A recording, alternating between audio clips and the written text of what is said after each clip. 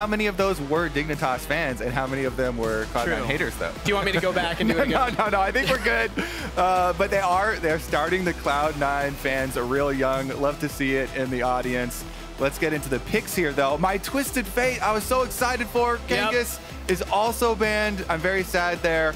They'd go with bottom lane preference, though, for Berserker. Same with the Karma ban, but it frees Kalista. We finally get it was 100% banned last week. And it's very exciting, too, because right now, you can play bottom lane either way. You can play it to win lane, play for plates, play for bottom lane control, play for heavy dives, and constant ganks, or you can play to scale. There are some really strong scaling options right now for bottom lane too. Kalista, my preference though, I love playing for bottom lane plates, playing for aggressive bottom lanes, and that also probably means that we will get melee engaged supports to go along with it. And playing for the dragons too. I've been noticing a general trend. I'm favoring the dragon sagging. I am a fan of the grubs, or as my good friend and NACL caster Joshi likes to call them, the Twitch chatters. But I do think that dragon stacking is the name of the game, especially if you are going for an earlier game composition.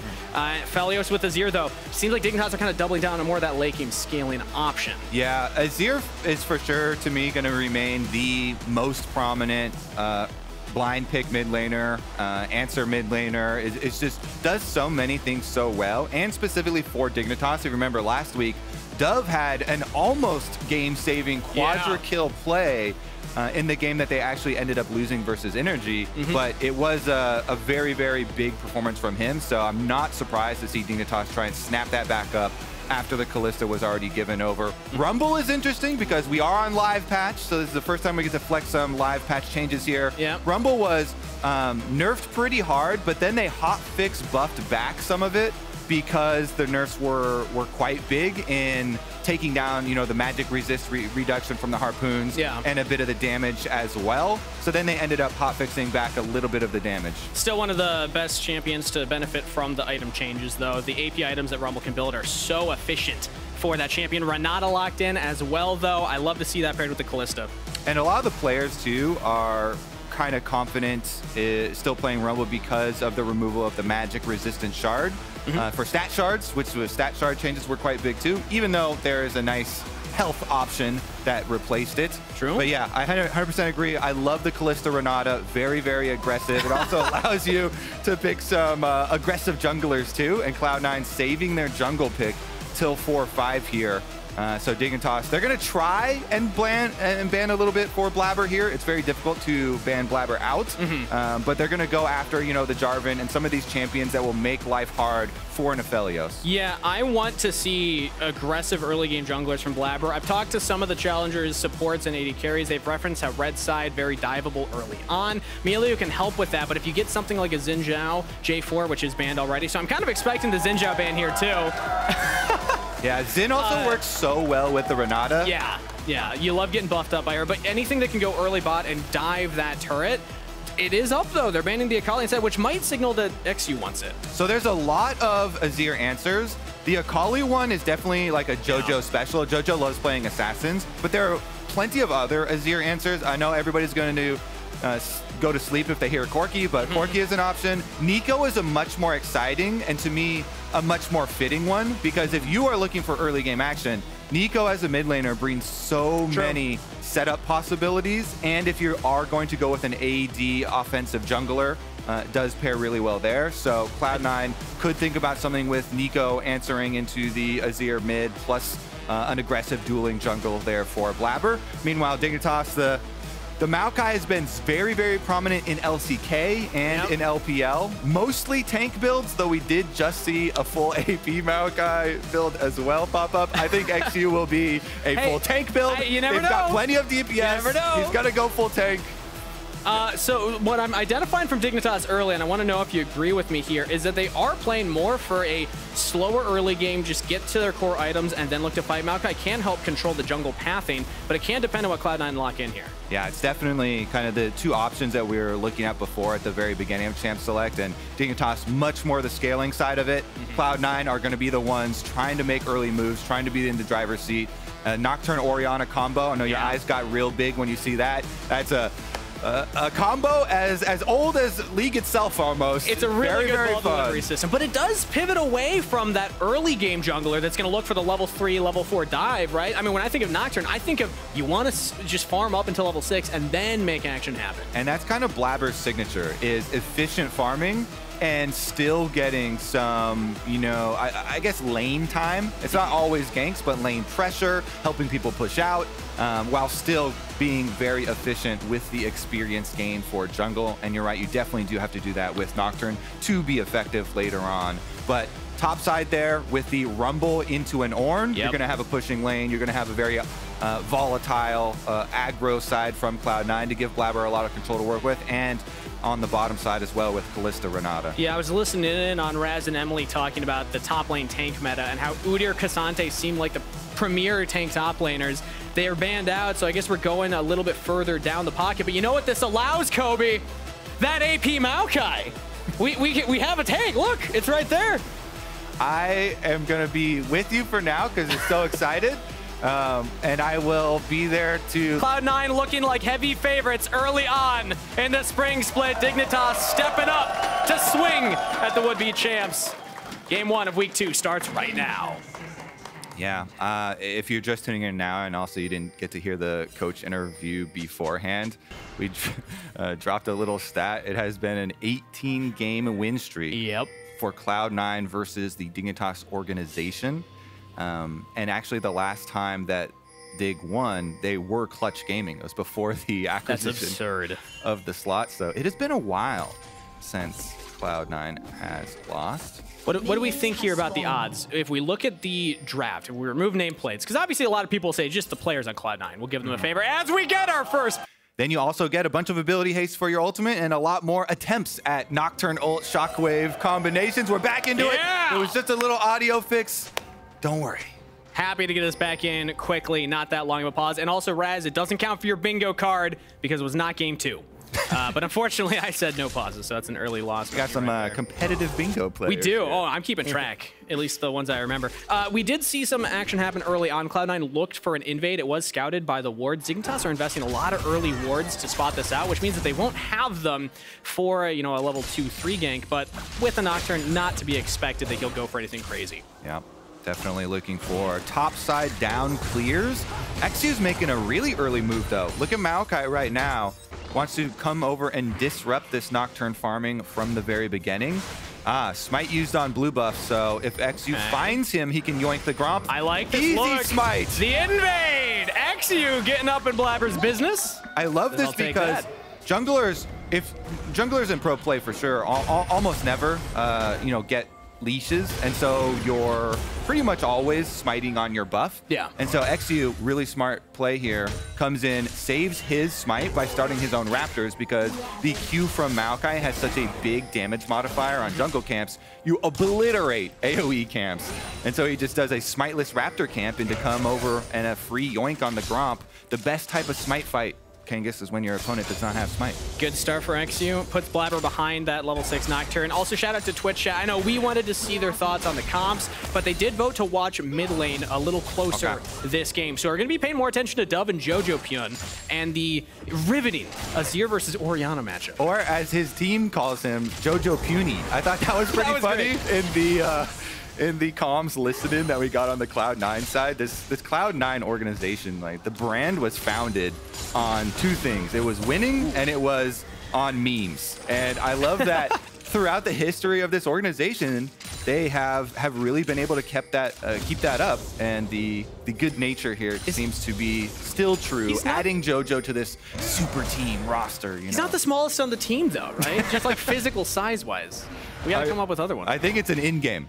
Oh, okay. All right, fair enough. It's meant for the moments where he does a little bit of a too aggressive of a play, maybe. The JoJo moments as they're starting to be penned. Blaber got his revenge on the Gromp as well. So good call. Gromp for a Gromp, Kangas. It has come full circle. The bottom lane helps him get that back. Nobody gets the better of Blaber's camps. Yeah, props to Blaber for bouncing back here. He's actually ahead now in the jungle clear, up 2 full camps.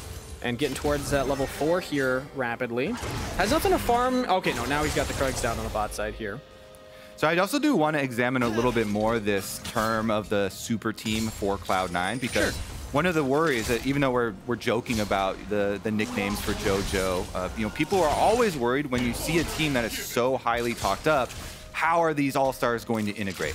JoJo, the star in his own right in the LCS for the mid lane, Blaber as well, two really big stars. Is somebody going to have to give ground when they join the same team? You know, can they both be the most fed? Well, in week 1, Kangas, yes, they can be. I looked it up. They were #1 and #2 in gold difference. Ooh, and they're trying to get #1 first blood in the bot lane here. Flash Ignite early from Vulcan. Get summoner spells out of Tomo. All right, that's what you want to see. Aggressive bottom side. No summoner spells on the Aphelios. Definitely a prime target.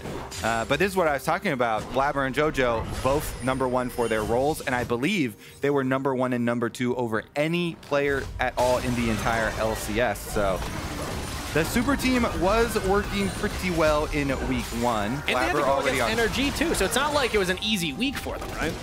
Certainly. Oh, are we diving here? I think we're going for it. Vulcan and Berserker want this real bad. Barely get Tomo. They will trade Vulcan for it. Isles, how bad do you want this? Gets flash out of Berserker. Aggressive from the Cloud9 bot lane. Yeah, they do the dive while Blaber's taking grubs on top side too.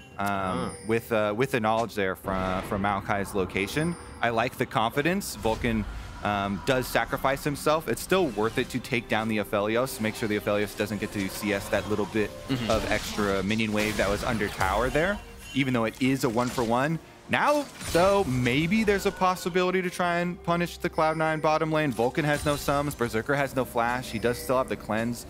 So Maokai has to be cognizant of that when you go in for your W, and you usually try and move behind them for the root for the Q smash probably back. have time for that. Now your cleanse might be a little annoying, but there could be some options. He is pathing bot side currently, so as we look at eXyu in the jungle, he's on the bottom half of the map as Berserker will get back into lane with the upgraded boots completed.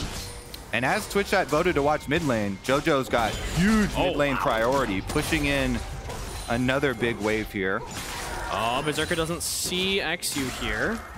One more minion to hit. He's getting aggressive onto Tomo. Berserker, this is not the time to go in. eXyu with the big punish. These run stacks should not be enough to take down Tomo. He gets out. Flash from Isles. Isles actually gets the kill credit. Now Vulcan and Blaber are here to try and trade one back. Teleport in from Fudge. No, he just walked all the way down. Never mind.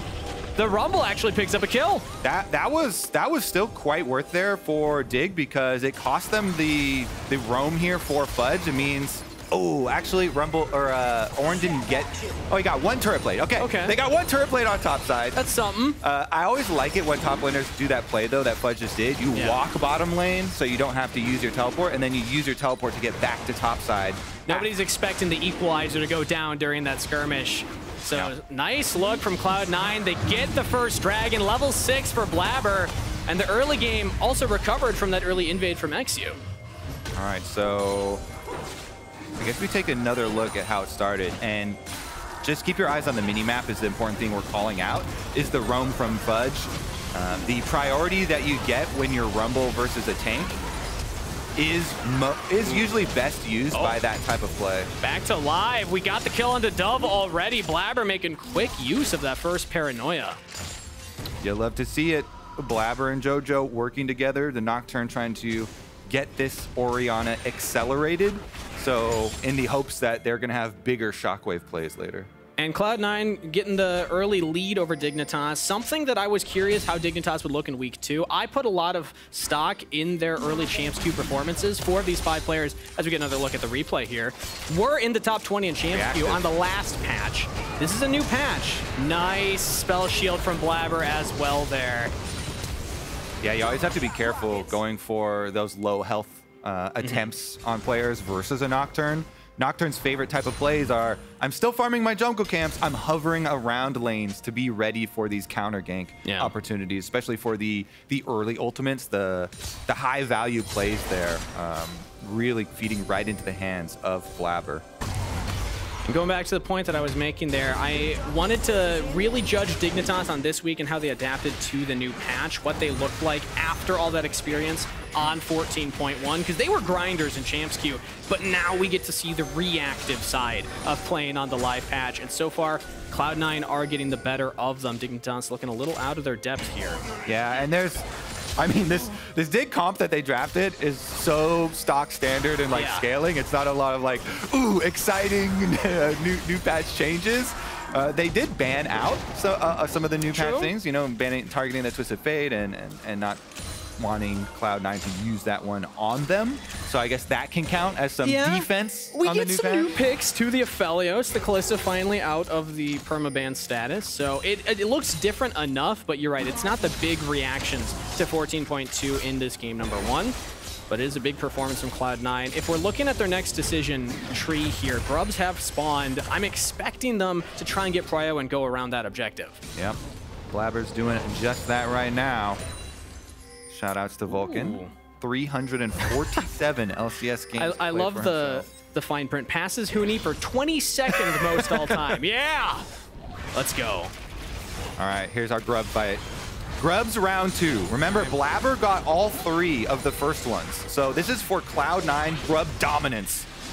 Just getting one more of these would feel fantastic. Dignitas do not have mid push, so they're just going to walk away and give the Grubs to Cloud9. This is all objective control all day for the boys in blue, as Cloud9 will get their Dragon and 6 Grubs to their count. Oh, man. Oh, Dove goes for the solo play on Jojo. Flash out from the Orianna early. And Shockwave used, I don't think it's going to mean much. Yeah, just a trade of ults, but Jojo will be flashless for the next couple minutes. Yeah, I mean, he did see it coming, and good reaction flash under tower, but still, your cooldown for your flash, much, much longer.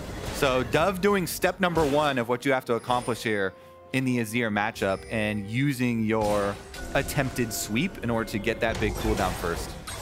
Ooh, Vulcan looking for his own flash play onto Dove right there. The roam mid lane. Good reaction time from both mid laners. But just as we were saying, it's an advantage now for Dove. That advantage is gone. It's like, genius move from Jojo there to call over his support and even up that. Hey, I'm down flash. You need to trade flash for the mid laner now. Yeah, pretty good stuff. Calling me Jojopyun. The experimental exploit for Blaber has been finished though, so he's got that ultimate ability haste now for his next activation of the ult right on time. And so next time Jojo's Shockwave does come up, Nocturne's going to be ready to deliver it, and it does look quite scary for Dove, for Dignitas. And we haven't seen the Paranoia gone down for a while. It will be up for the next Dragon, which is up in under a minute here. So Cloud9, it's a pretty stock standard play. Push bot lane, push mid lane, group up at the Dragon. Really hard for Dignitas to approach unless eXyu can get there first and drop the saplings down, which so far he has not been able to do. There is more vision control from Cloud9 around the area, so I'm expecting Dignitas to just try and keep scaling, just give up another objective. Yeah, Fudge doing some more roaming, by the way, keeping up his forward percentage on the enemy side of the map. Vulcan gets a little bit pinned against the wall here as he comes back down from his warding duties, his little adventure, but only a couple of 100 HP lost, nothing too big. Tomo and Isles, I guess, didn't have enough information as to where everyone was. There's always the threat of the Nocturne ulting in if you try and get more aggressive there. And of course, you know, you've got the Kalista ult that you have to worry about. Vulcan gets to be so aggressive as a support with that safety there. So trying to lure them in, trying to bait them out from under their tower. Okay, we are back into a state though where bot lane's pushed in. Mid lane hasn't gotten that control yet, but Dragon is on the map. So watch Cloud9 and how they want to approach this. Now let's see how Dignitas respond. Right now they're still hovering, so it seems like they want to contest. They're TPing. We're just engaging. In on the Blaber. He gets the spell shield off. Twisted Advance goes forward. Vulcan does not have the flash, but there's that Kalista ult to save him. And Cloud9 disengage. Dove's over the wall, though. They're looking for Berserker. They don't have vision in the pit, so Berserker does not know that Dove was right there. I think that's enough from Dignitas, so they just throw all their ults out. We have the team fight comp. We bully them off the Dragon. Yeah, the only thing left for them now is get somebody back topside to deal with the pushing Rumble. And that is a successful move here for Dig to at least be able to get one Dragon for themselves super early on. That allows you so much more time scaling later. The only problem is they did give up 6 Grubs, so Fudge is going to push very quickly here. I was noticing that. You know, he did a lot of damage to that turret with the extra Grubs assistance. And yeah, 3 plates to his name.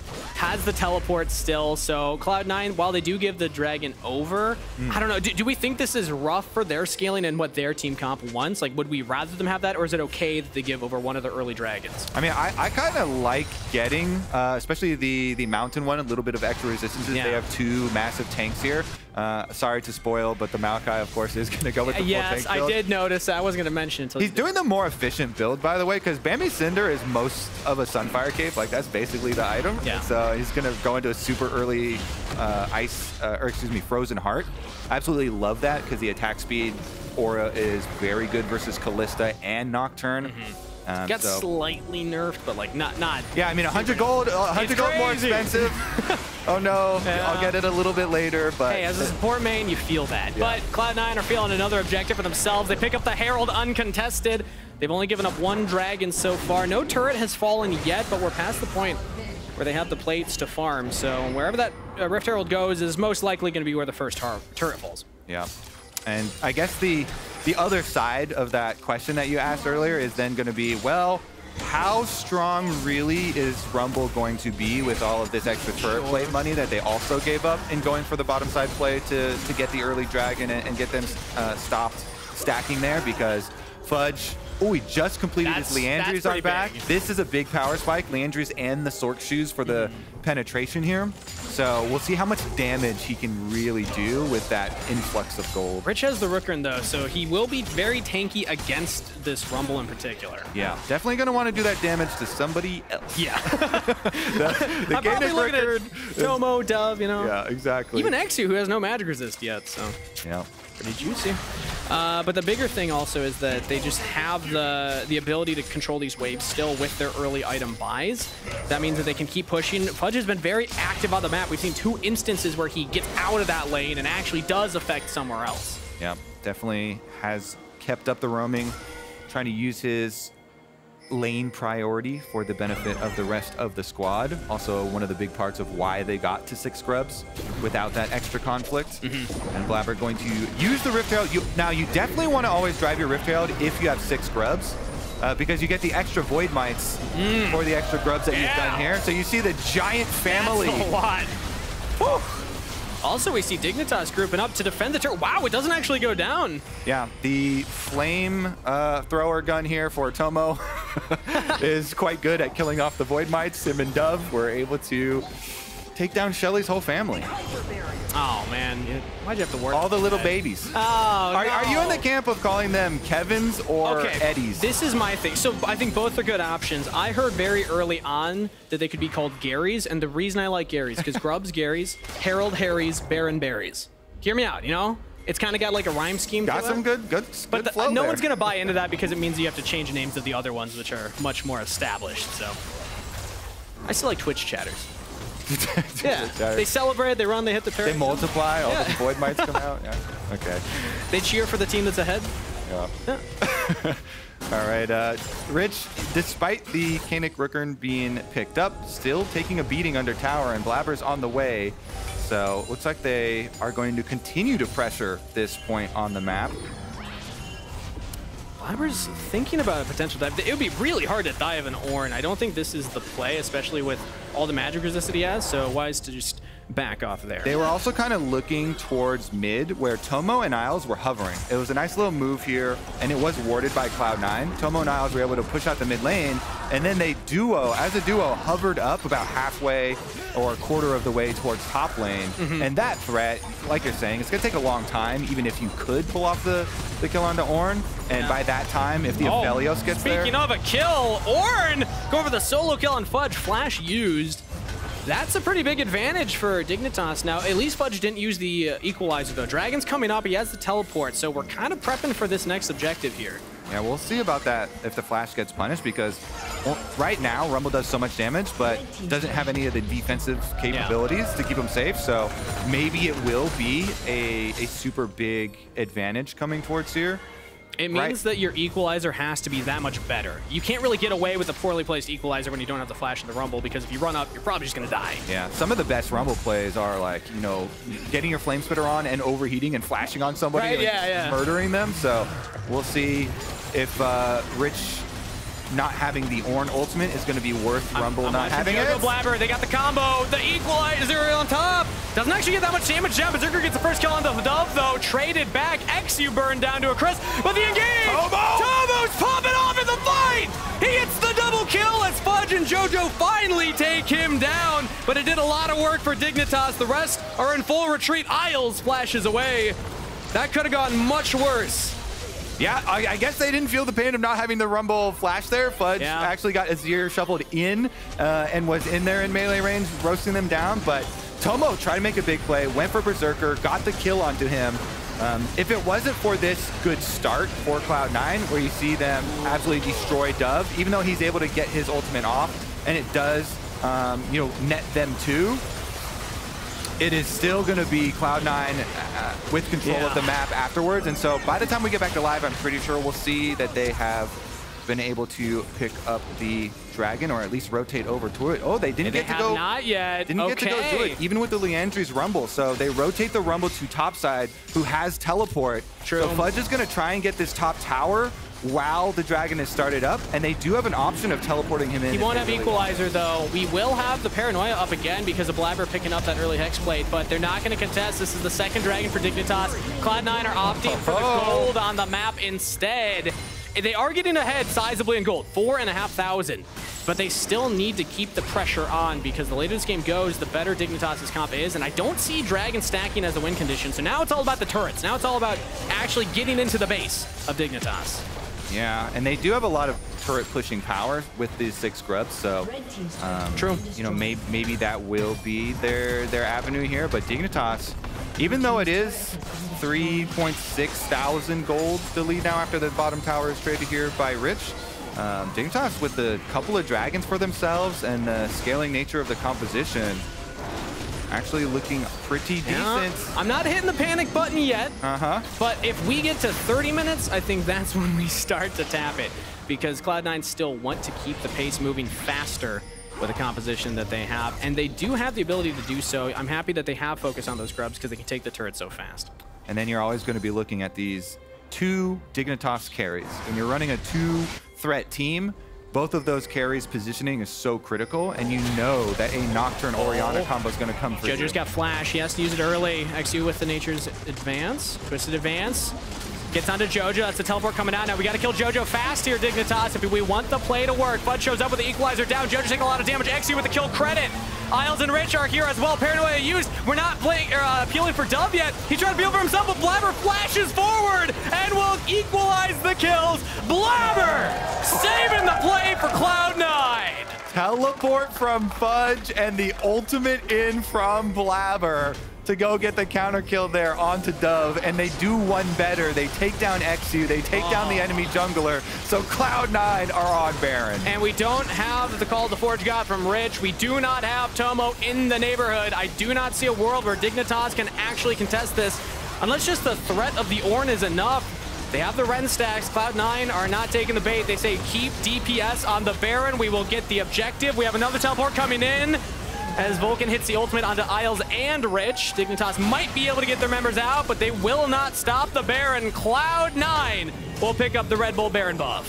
What a play. In the end, it turns out so beneficial for Cloud9, with Dignitas going for the chase onto Jojo on top side. And even though they get him and they get the flash, the rewards are so big for Cloud9 because of the turnaround. I want us to watch Rich here. There's a very important thing that he does where he angles his ultimate. I think it might be because of the paranoia. I want to see how close he is, because the lights go out, and it seems good for Dignitas to start off, but then watch Dove, watch Rich. Yeah, I mean, if he had angled that onto Blaber, I think the Dove probably lives. Yeah, kind of hard here. With the Nocturne ultimate, it's one of the like unseen benefits there. It's tough to know if he could even see it. Yeah. But grouping up there, Fudge all smiles after the turnaround because it was looking a little dicey, but good instant teleport in there from Fudge, and then Blaber getting in. The experimental Hexblade extra move speed plus the flash, allowing him to close that distance and finish off the kill onto Dove. This is why I love Nocturne so much on this patch. It feels like he just gives so much for the team. You can play for the early ultimates and try and punish lanes that are on weak side, but also around these types of moments in the game, especially if you have a lead, it feels better. But you can just make a lot happen in these chaotic moments. Plus, he is electrocute Nocturne here instead of the normal lethal tempo. So he's like explosion Nocturne if the overlay is correct here. with the electrocute. Didn't even notice that one at the very beginning because lethal tempo is just usually the go-to. And the double spell shields too with the build, so it's gonna be hard to actually lock him down when he does ult in. Speaking of, we're popping the paranoia yet again. eXyu, you built tank, but not tanky enough. Has to flash away. It's now Blaber. Oh! The shockwave combo from Cloud9 gets everybody from Dignitas, but Tomo still outputting a lot of damage. Not gonna be enough as Blaber goes on a killing spree.